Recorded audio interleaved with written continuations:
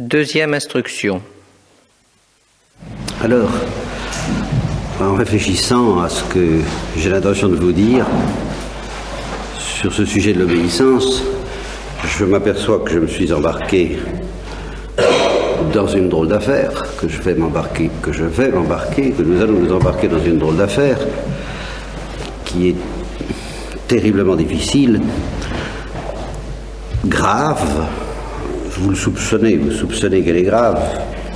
Peut-être vous ne soupçonnez pas les raisons pour lesquelles c'est si difficile. En tout cas, j'ai pas envie d'aller vite.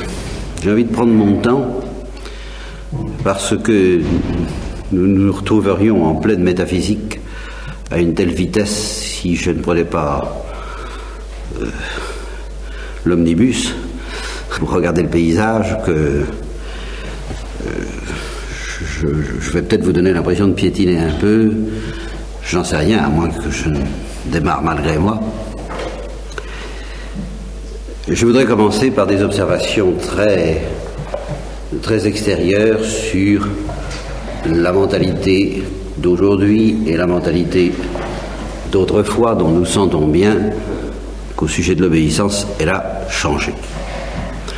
Elle a changé chez les parents, elle a changé chez les enfants, elle a changé chez les religieux, chez les prêtres, chez les religieuses, chez les autorités.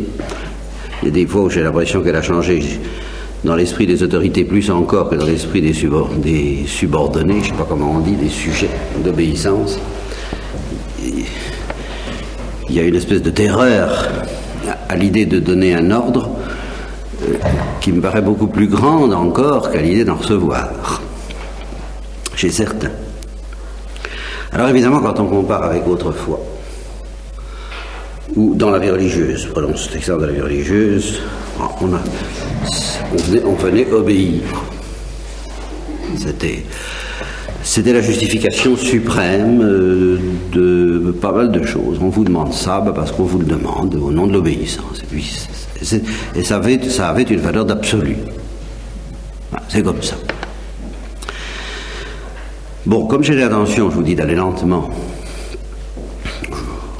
je suis conscient, vous vous en doutez, de tous les dangers humains que comportaient de telles mœurs. La tentation d'abuser de son autorité, soit pour dominer, se livrer à la libido dominandi, n'est-ce pas, la convoitise pécamineuse de dominer les autres, d'exercer une volonté de puissance, soit pour se prêter à ce jeu du côté des sujets par une sorte de masochisme qui a été combien de fois dénoncé aujourd'hui, bon, soit pour tout simplement sa commodité personnelle. Et je me rappelle un de mes premiers prieurs demandant un ordre, demandant quelque chose à un frère particulièrement obéissant, et me disant, vous inquiétez pas, on va obtenir ce qu'on voudra parce qu'il est particulièrement obéissant. Et alors, immédiatement, aussitôt le sujet a obéi, et il a eu un sourire de me dire, non, nous sommes quand même nous sommes cyniques. En fait, il était capable de se mettre devant Dieu et de voir la chose devant Dieu, mais malgré tout, il sentait bien, même en lui, la tentation, d'user et d'abuser d'une disponibilité aussi remarquable, n'est-ce pas, que celle de ceux qui sont là pour obéir, point final. C'est une tentation. Alors, qu'on ait dénoncé les abus de ça à l'envi, je sais, je comprends. Bon. Mais aujourd'hui, vous savez bien que le tableau n'est pas le même. Que c'est un mot qui est en train de devenir tabou, qu'on n'a pas le droit de prononcer. On le remplacera par l'amour. Le mot amour n'est pas encore devenu tabou et il n'est peut-être pas prêt de le devenir. Il est tellement vaste, il est tellement profond que c'est un des rares autour duquel tous les chrétiens se reconnaissent encore. Même les chrétiens marxistes ne refusent pas de donner une valeur au mot amour, alors que les marxistes, eux, refusent. Vous noterez bien que là, il y a une différence capitale entre les chrétiens les plus à gauche et les marxistes. Mais alors, la notion d'obéissance, On n'ose même pas en parler, on remplace ça par chercher ensemble, chercher en commun. Et alors on insistera sur le fait que le supérieur est au service des autres. Et alors je sais pas très bien comment il accomplit son service, puisque il est au service des autres sans commander. Eh bien, on dira, il éclaire, il guide, il représente une lumière que les autres n'ont pas, et qu'il met au service des subordonnés, mais au service des subordonnés sa lumière, et puis ceux-ci s'en servent comme ils l'entendent. Bon, j'aimerais bien m'étendre là-dessus, justement, pour le plaisir de prendre du temps, parce qu'encore une fois, j'ai peur de me jeter à l'eau, parce que c'est très difficile. Mais enfin, je peux tout de même pas indéfiniment, vous savez, quoi. Oui, il y a aussi du côté des parents, quoi. Les parents, la directivité, la non-directivité, alors ça, bien, alors, on a le droit d'être plus ou moins directif, mais le simple fait qu'il est entendu qu'on est plus ou moins directif fait que c'est une affaire d'opinion, comme on aime plutôt telle ou telle confiture ou tel et tel fromage, eh bien on aime plus ou moins la directivité ou le plus ou moins directif, chacun son tempérament, ses goûts, ça devient subjectif, il n'y a pas de valeur objective reconnue et le simple fait qu'on ait substitué la directivité à l'obéissance prouve bien que la notion d'obéissance est pratiquement bannie du vocabulaire. Bon. Et à côté de ça, il est évident que l'obéissance est un phénomène humain d'une ampleur fantastique. Il est entendu qu'on obéit dans l'armée, ça, c'est justement un petit peu une des images caricaturales qu'on se fait de l'obéissance. Je vous en proposerai deux d'ailleurs. Pour le moment, nous déballons notre petit paquet, nous ne cherchons pas à mettre de l'ordre, n'est-ce pas? Mais j'ai deux images caricaturales un peu opposées l'une à l'autre à vous proposer. Il y a l'obéissance militaire, qui n'est pas caricaturale en soi, mais dont on se sert pour se faire une image caricaturale de l'obéissance. L'adjudant vous donne un ordre idiot, par définition, et on l'exécute parce que c'est l'obéissance militaire. C'est comme ça, c'est comme ça. C'est l'impératif catégorique de Kant transporté dans les casernes, n'est-ce pas? Voilà, alors ça c'est une certaine image qu'on se fait de l'obéissance. L'autre image caricaturale, qui est absolument à l'opposé, c'est l'image du monarque dans Le Petit Prince. C'est vraiment le contraire. Puis-je m'asseoir? Je vous ordonne de vous asseoir. Et une fleur, je lui ordonne d'être une fleur. Alors ça, évidemment, c'est le gouvernement divin vu à un niveau métaphysique très profond, et c'est justement pour ça que je vous dis que je redoute ce sujet, parce que ça va nous entraîner dans la métaphysique. C'est évidemment cette manière que Dieu a de donner des ordres, en donnant à la fleur l'ordre de pousser et aux animaux l'ordre d'être ce qu'ils sont. C'est une manière qui est aux antipodes incontestablement de l'obéissance militaire. Et alors cette manière-là, on est d'accord aujourd'hui pour ce genre d'obéissance-là, ce genre d'obéissance qui consiste, soyez vous-même. Voilà. Je vous donne l'ordre d'être vous-même. Je vous donne l'ordre de ne pas vous laisser aliéner, de ne pas vous laisser encombrer par justement des personnalités, des contraintes envahissantes et qui, vous n'avez qu'un seul devoir, c'est de vous épanouir, voyez. Alors c'est l'autre image de l'obéissance. Bon, nous connaissons ces images-là, mais je dis donc en même temps que la notion traditionnelle d'obéissance, telle qu'elle était conçue comme un absolu redoutable, voyez, je ne vais pas plus loin pour le moment. Le novice que j'étais, qui entre dans la vie religieuse, eh bien, il tremble parce qu'il sait qu'il va devoir obéir. Et il en tremble. Le fait est là. Alors, si on ne tremble pas, c'est que c'est une autre image de l'obéissance. Je ne dis pas, elle est peut-être meilleure, je ne tranche pas pour le moment la question du tout. Hein, mais si on ne tremble pas à l'idée qu'il va falloir obéir, ben c'est qu'on se fait de l'obéissance une idée qui a considérablement muté. Vous voyez, il y a une mutation substantielle de la notion d'obéissance si ça ne flanque pas un peu la frousse. Bien. Eh bien, cette obéissance qui flanque la frousse est jetée par-dessus les boulets, hein, c'est bien réglé, on n'en a plus parlé, et en même temps, comme l'obéissance garde sa force de loi humaine, alors précisément chez les gens, par exemple chez les gangsters, on ne rigole pas avec l'obéissance, et en Chine non plus. partout où de grandes entreprises humaines veulent être édifiées, et justement peut-être parce qu'on ne croit pas que l'homme soit naturellement obéissant, eh bien on emploie des moyens extrêmement massifs, violents, pour d'ordre psychologique, et puis d'ordre matériel, pour le faire obéir. Et d'une certaine manière, il y a beaucoup de gens qui trouvent ça naturel. On obéit quand même encore aux lois tout en leur désobéissant, parce qu'on, si on est français, parce qu'on est anarchiste, mais il y a une manière de désobéir qui est une manière d'honorer encore la loi, de la reconnaître comme ayant une certaine valeur. On la contourne, on l'esquive, on la craint, mais enfin on reconnaît son existence. Et alors les gens qui ne reconnaissent l'existence d'aucune loi sont rarissimes. C'est très difficile. Autrement dit, ce que je veux dire, c'est très bête, n'est-ce pas? Encore une fois, je ne vais pas loin, tout au moins, enfin peut-être pas ce soir, en tous les cas pour le moment, dans l'immédiat. Peut-être ce soir j'irai un peu plus loin, mais dans l'immédiat tout à fait je ne vais pas loin. Je dis c'est très difficile de ne pas obéir. Faut le faire. Je vous mets un peu au défi de ne pas obéir, de ne jamais obéir.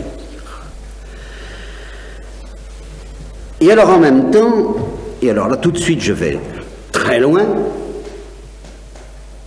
mais sans me justifier, bien, les véritables obéissants ont toujours été rarissimes.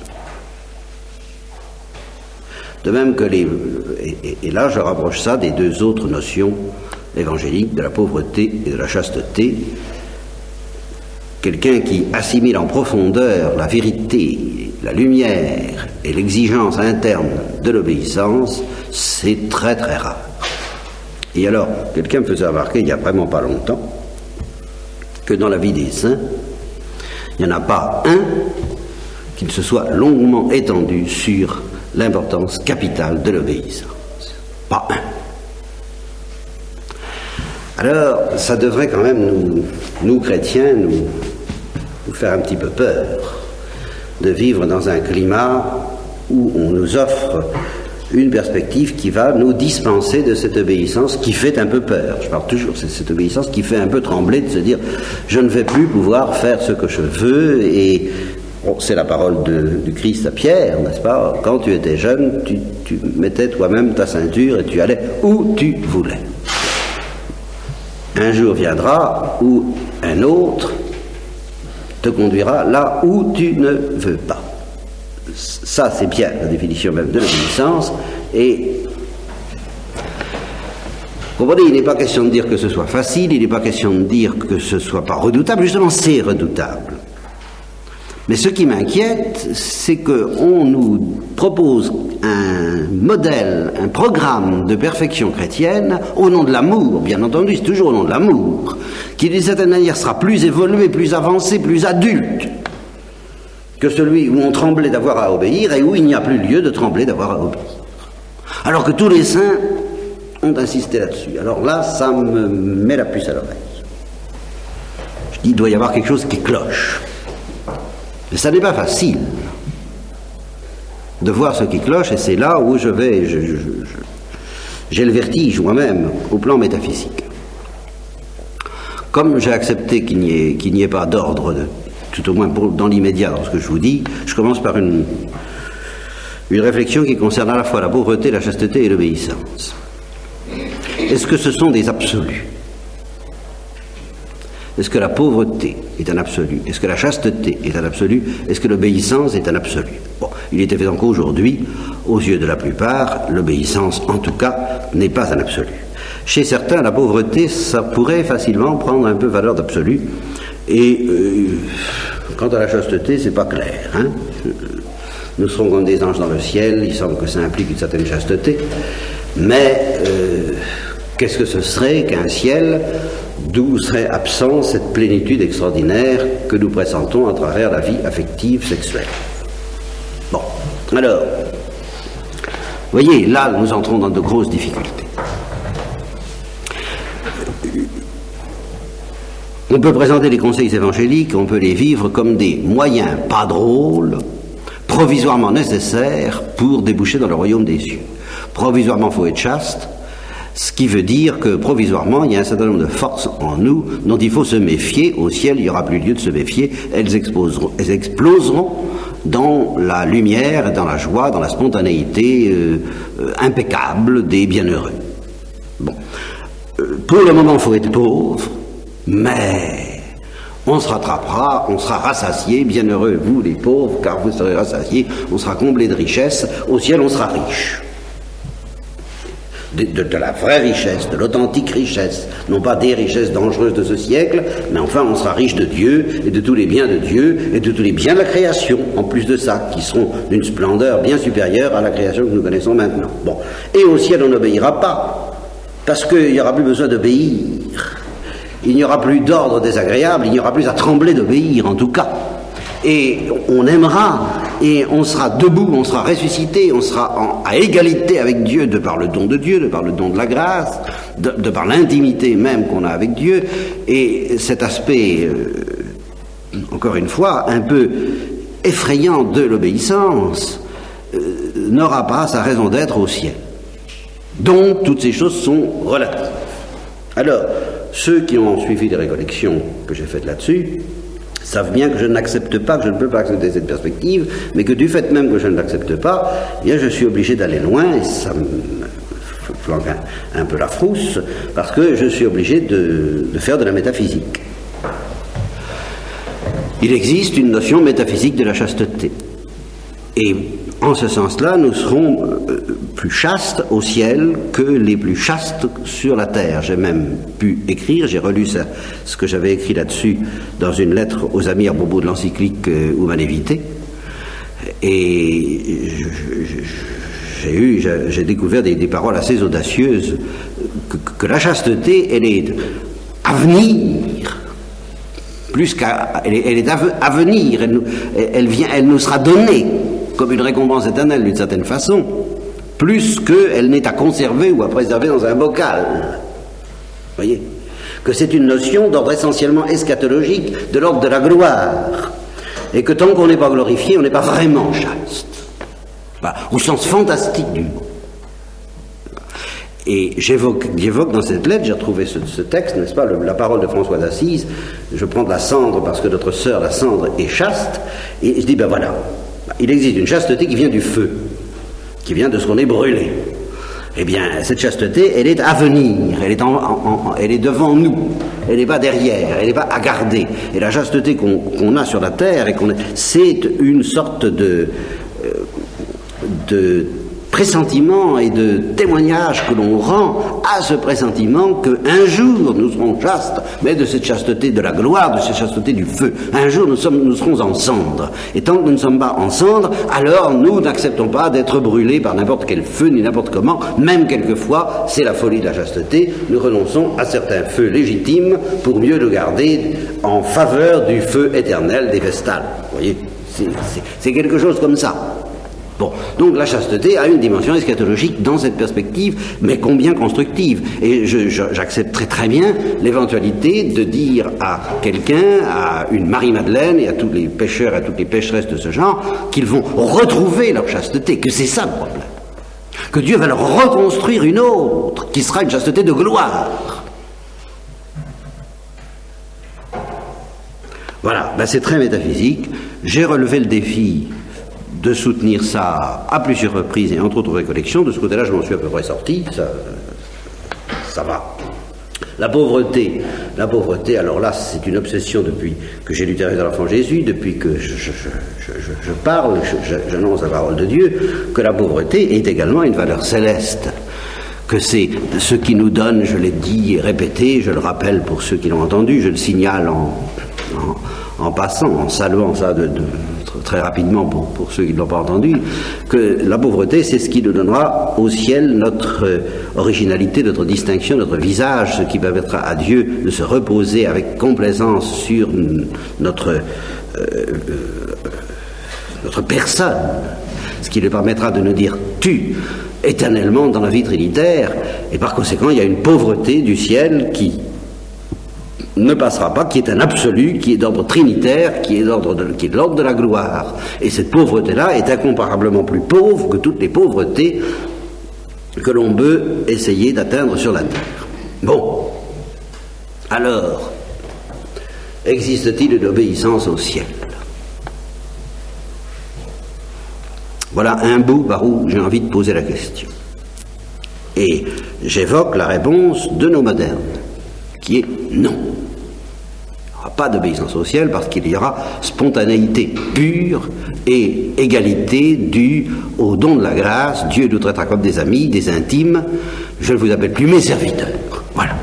Voilà la parole qu'on invoquera. Je ne vous appelle plus mes serviteurs, je vous appelle mes amis parce que je vous ai tout donné, tout ce que je vous en ai fait part.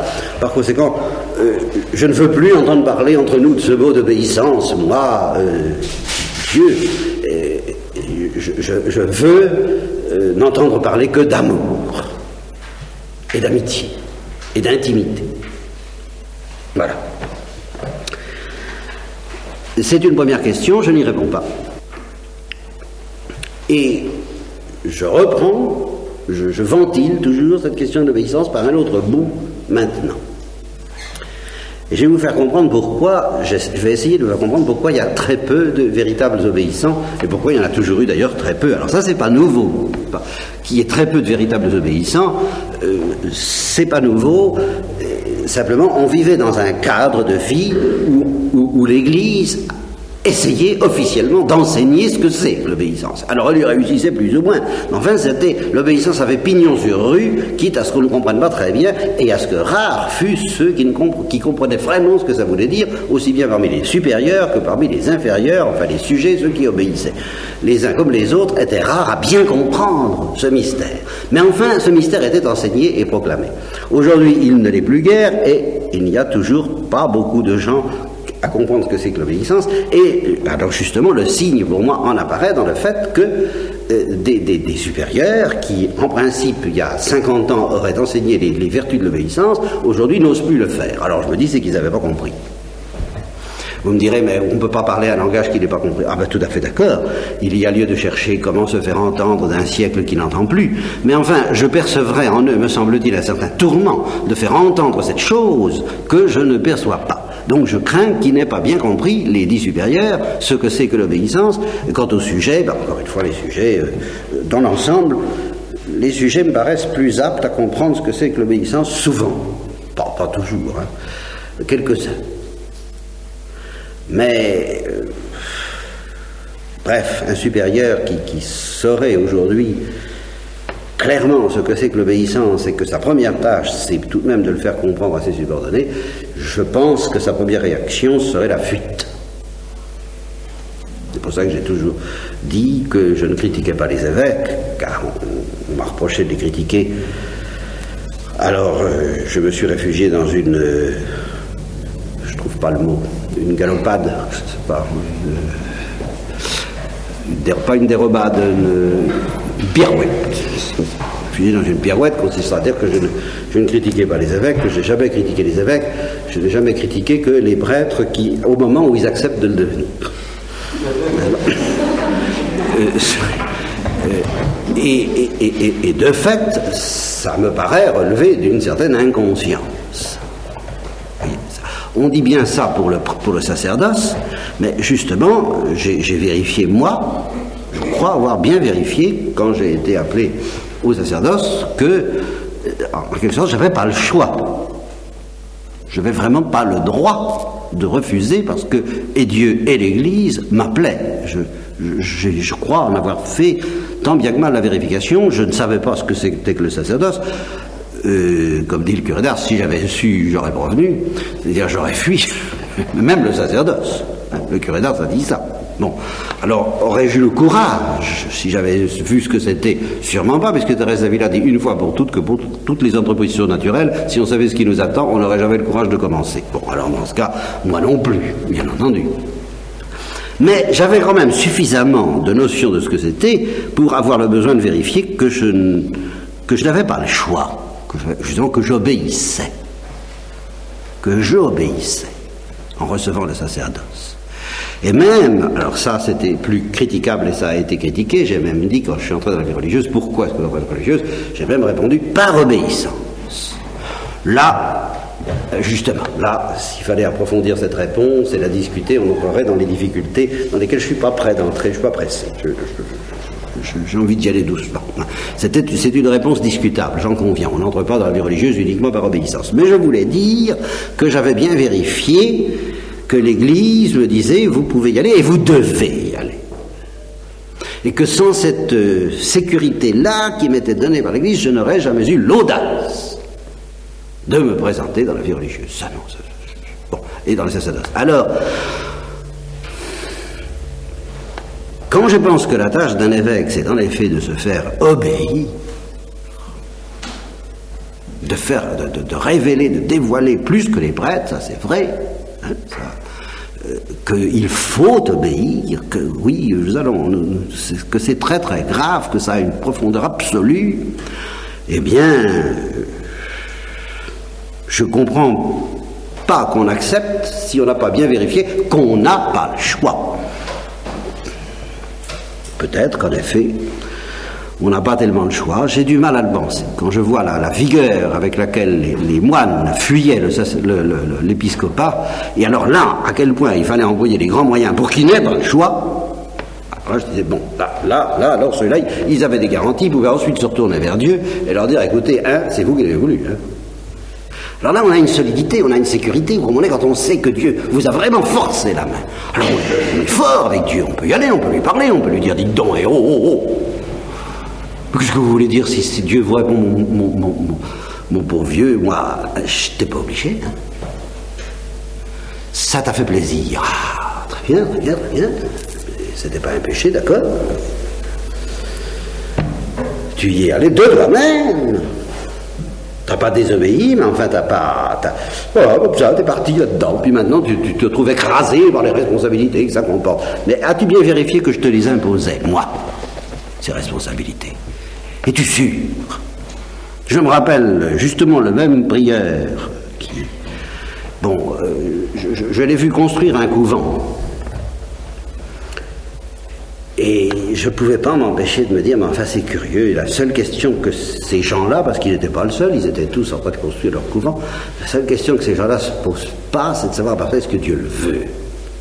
Ça va de soi, Dieu le veut, puisque c'est pour la gloire de Dieu. Mais bon, c'est farce. Hein. Voyons, la question, comme si la question pouvait se poser. Je travaille pour la gloire de Dieu, donc Dieu le veut. Mais qu'est-ce qu'ils en savent?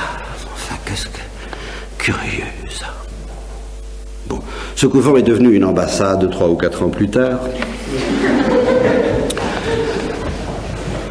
Je passe. Ah, combien de couvents, combien de monastères, dirait Victor Hugo. Bon, eh bien, pourquoi y a-t-il donc si peu d'obéissants véritables? Eh bien, c'est que la plupart des gens, distinguons entre ceux qui comprennent ce que veut dire l'amour et ceux qui ne le comprennent pas. Enfin, il y a deux attitudes que l'on substitue à l'obéissance et qui fait qu'on a l'air d'obéir alors qu'on n'obéit pas. Et remarquez bien qu'il y a des cas où on a l'air d'obéir, où on n'obéit pas et où de fait on n'a pas à obéir. Ce que j'appelle obéir. Alors c'est pas une faute, mais enfin il faudrait tout de même le savoir. Ça ne s'appelle pas obéir. Alors, eh bien, cette attitude que l'on substitue à l'obéissance, c'est ce que j'appelle, dans un langage que vous comprendrez plus facilement que le langage officiel de la scolastique, c'est ce que j'appelle tenir compte. Voilà. Vous avez l'adjudant qui vous interpelle dans la caserne, qui vous dit si dans 1 heure vous n'avez pas balayé toutes les ordures, je vous ferai savoir comment je m'appelle, hein, comme dans le sapeur Camembert. Eh bien, si vous n'êtes pas complètement idiot, vous en tenez compte. Vous vous dites, il faut quand même mieux en tenir compte de ce qu'il me dit là. Parce que si, en effet, j'en tiens pas compte, je risque de savoir comment il s'appelle. Il vaut mieux. C'est du réalisme. En termes scolastiques, ça s'appelle la vertu de prudence. Voyez-vous. qui consiste à se rendre compte des circonstances dans lesquelles on vit, à savoir un peu ce qu'on veut et d'accepter les moyens nécessaires pour obtenir ce qu'on veut. Ça s'appelle pas obéir, ça. Par exemple, alors un exemple constant que vous pratiquez tous les jours, ou presque, de quasi-obéissance, mais qui n'est pas une obéissance, c'est l'obéissance au médecin. C'est pas de l'obéissance au point de vue de la vertu d'obéissance, c'est une obéissance au point de vue de la vertu de prudence. Le médecin vous donne une ordonnance, ce qui ressemble à une ordination, il vous prescrit tel et tel médicament, telle et telle chose, etc. Bon, vous en faites ce que vous voulez, mais enfin vous en tenez compte, parce que vous désirez garder la santé, que vous avez, et dans la mesure même où vous avez un minimum de confiance dans le médecin, ce qui relève de la vertu de prudence, parce que comme dit Marcel Proust, qui définit fort bien la prudence chrétienne au sujet de la médecine, ce serait la pire folie d'y croire, si ce n'était pas une folie encore pire de ne pas y croire. Bon, alors, ce serait quand même exagérément imprudent, alors on en tient compte, et alors on obéit au médecin. On obéit, mais c'est pas de l'obéissance.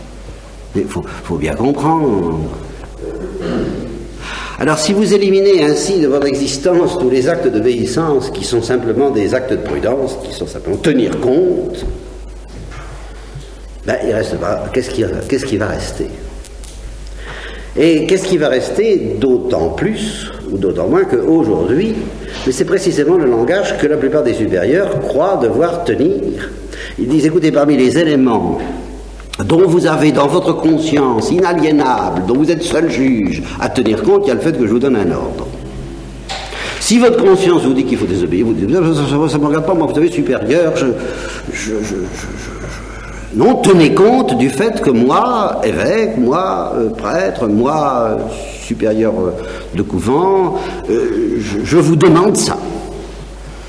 Eh bien, en conscience, mon père, je ne peux pas obéir. Ah, très bien. Alors là, l'essentiel, vous avez bien tenu compte. À mon avis, vous adoptez une attitude que je ne partage pas quand même, tout à fait votre point de vue. Je garde, mais enfin, je garde mon point de vue à moi. Il me semble que c'est ce qu'il faut faire et je vous le demande, je continue à vous le demander. Évidemment, vous ne le faites pas. Très bien, c'est normal. Bon, alors ça veut dire sous-entendu que si vous le faites, bien ce ne sera pas un acte d'obéissance. Ça sera que votre conscience vous aura dit, oui, de m'obéir à moi comme vous obéissez à votre médecin. C'est ça, je me présente moi supérieur, médecin des âmes, oui, très bien, voilà. Moi prêtre, médecin de votre âme, je prescris tel exercice spirituel. Ceci dit, vous en faites ce que vous voulez, comme vous faites de l'ordonnance du médecin, ça c'est votre affaire, c'est une question de vertu de prudence, il n'y a pas d'obéissance là-dedans. Oui, obéissance. Alors, il reste que, de temps en temps, on admettra alors une notion qui risquerait de nous entraîner très loin et qui nous entraînera en fait très loin par la suite, c'est qu'on peut dire quand même quelquefois, si vous voulez me faire plaisir, alors vous ferez ça. Alors là, on le fait par amour. Mais c'est pas de l'obéissance non plus. C'est parce que là, par définition, on s'en remet à votre spontanéité aimante. Et alors, on mendie cet amour. Veux-tu? Bien. Voilà. Alors, réfléchissez un petit peu là-dessus, demandez-vous l'idée que vous pouvez vous faire de l'obéissance et essayez d'écarter de votre vie tout ce qui est tenir compte, parce qu'il faut bien, et demandez-vous, y a-t-il une place pour l'obéissance proprement dite?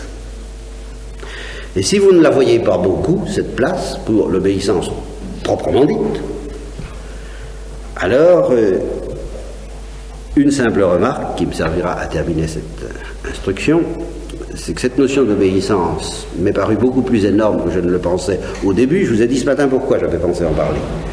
Et puis c'est en y réfléchissant, alors ça d'être très vite, je me suis aperçu qu'il y a cette fameuse phrase que la liturgie reprend et qui est dans Saint Paul: le Christ factus est obediens autem usque ad mortem autem crucis. Le Christ qui s'est fait obéissant, jusqu'à la mort et la mort de la croix. Et ce drame de l'agonie de Jésus disant à son Père: tout est possible, tu peux éloigner ce calice de moi, cependant, que ta volonté soit faite et non pas la mienne, ce qui n'est pas simplement de l'amour. Dans l'amour, il y a une fusion des vouloirs. On ne peut plus parler de deux volontés. Là, il y en a deux. Et il y en a une qui s'incline par amour, sans doute, mais ce n'est pas uniquement de l'amour devant l'autre. Pas ma volonté, mais la tienne.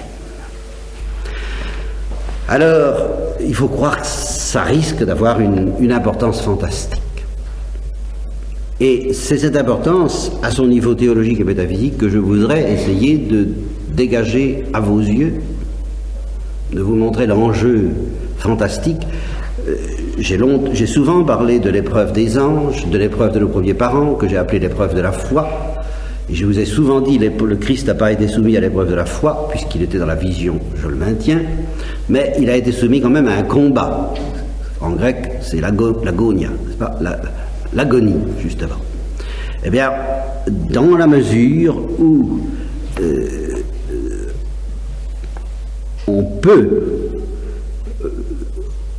dire qu'à certains égards, l'épreuve des anges elle-même était tout de même, dans l'obscurité de la foi, une épreuve d'obéissance, et l'épreuve de nos premiers parents, dans l'obscurité de la foi, une épreuve d'obéissance, alors là, on peut aligner, et vous voyez que l'obéissance prendrait une espèce de valeur d'épreuve, de valeur de pont aux ânes, de valeur de passage critique dans la gloire, car il s'agit bien de la gloire dans les trois cas, qui aurait une portée universelle, même plus vaste que celle d'avoir la foi ou pas la foi.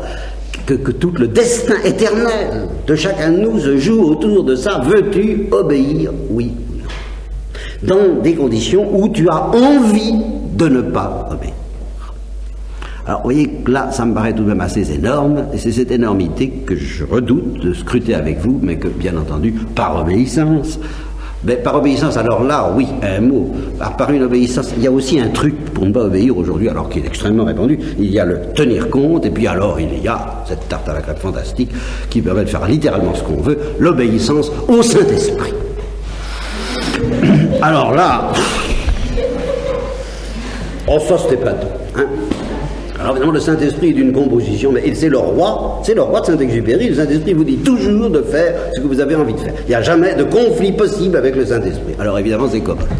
Non. Eh bien, par obéissance au Saint-Esprit, et à vous qui me demandez cette retraite, nous scruterons ensemble le mystère de l'obéissance.